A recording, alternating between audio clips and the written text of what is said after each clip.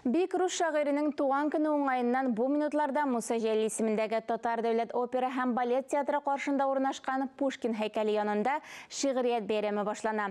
Казан өчен Александр Пушкин исеме аеруча кадерле, сәбәпләрен Мөршидә Җиһан язмасыннан белербез.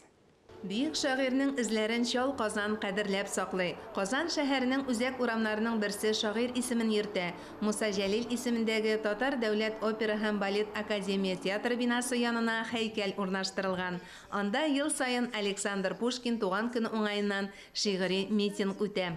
Однажды царь Дадон страшным шумом пробужден.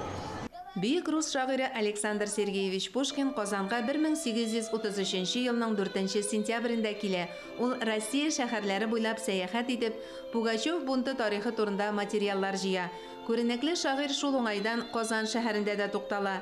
Сәфәр вакытында җыелган материаллар Пугачев тарихы әсәрен, шулай ук Капитан кызы романын иҗат иткәндә кулланыла.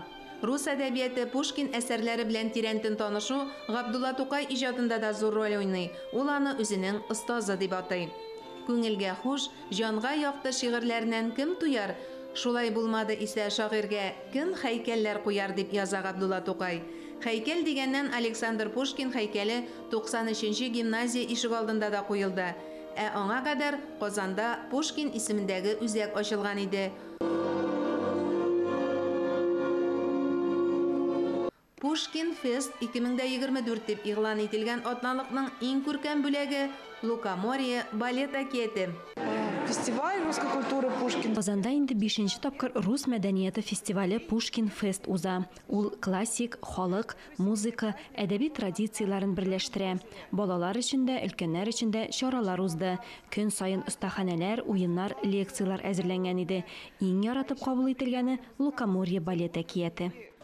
Шулай ук бүген кич белән Пушкин үзәгендә бийик шагыйрьнең әсәренә нигезләнеп сәхнәләштерелгән «Барышня-крестьянка» спектакле күрсәтелә.